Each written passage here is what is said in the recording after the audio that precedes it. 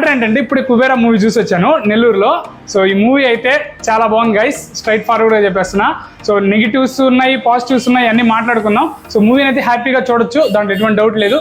ఇక పాజిటివ్స్ విషయానికి వచ్చేస్తే ధనుష్ యాక్టింగ్ అయితే కుమ్మేశాడు, వేరే లెవెల్ జీవించేశాడు. ఈ పాత్ర ధనుష్ కోసం రాసినట్ట ఉందా అన్నట్టు అనిపించింది. బట్ మన తెలుగు హీరోలు ఎవరైనా చేస్తుంటే బాగుండని కూడా ఫీల్ అవుతున్నాను నేను, ఎందుకంటే మన తెలుగు ఫ్యాన్స్కి ఇలాంటి యాక్సెప్ట్ చేయం కదా.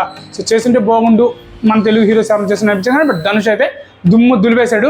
ఇక్కడ శేఖర్ కమ్ముల గారి డైరెక్షన్ కూడా చాలా బాగుంది, టేకింగ్ బాగుంది. నాగార్జున గారు అయితే హ్యాండ్సమ్గా కాకుండా ఒక నార్మల్ పర్సన్ లాగా కనిపిస్తారు, చాలా బాగా కనిపిస్తారు. ఇన్ఫాక్ట్ ఒక వైట్ హెయిర్తో అయితే కనిపిస్తారు కొంచెం. సో అదైతే చాలా న్యాచురల్గా కనిపించారు, హ్యాండ్సమ్గా కనిపిస్తారు ప్రతి మూవీలో. బట్ ఇక్కడైతే ఇలా కనిపించారు.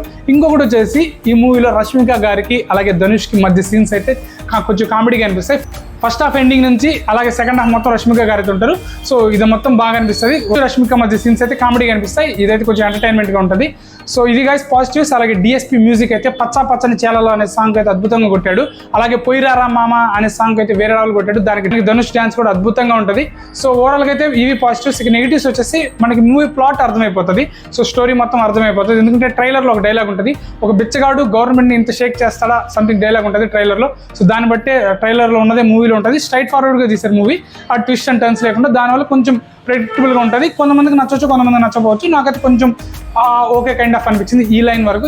ఇక నెగిటివ్స్ వచ్చేసి ఫస్ట్ హాఫ్లో కొన్ని సీన్స్ అయితే కొంచెం స్లోగా ఉంటాయి, సో కొంచెం అక్కడక్కడ బోర్ కొట్టది. బట్ మిగతా అంతా టాప్ నాచ్. ఇక క్లైమాక్స్ అయితే తోపు లెవెల్ ఉంటుంది, బాగుంటుంది. సో ఈ సినిమాని ధనుష్ కాకుండా మన తెలుగులో ఎవరు చేస్తుంటే బాగుంటుందో కామెంట్లో తెలియజేయండి.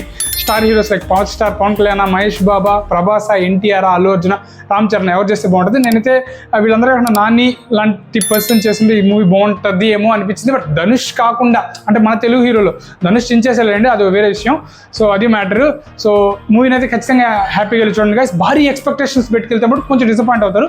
నార్మల్గా మంచి మూవీకి వెళ్దాం అంటే ఫ్యామిలీతో వెళ్ళండి, ఖచ్చితంగా నచ్చుద్ది. సో ఇది గైస్ నా రివ్యూని మీరు చూడాలనుకున్న ప్రతి వారం ఒక మంచి మూవీ రివ్యూతో మీ ముందుకు వస్తాను. దాని గురించి మీరు తెలుసుగా లైక్, షేర్, సబ్స్క్రైబ్ అయితే చేయండి. మీ ఒపీనియన్ ఏదో కామెంట్లో తెలియజేయండి. ఉంటాను, బాయ్, థ్యాంక్స్.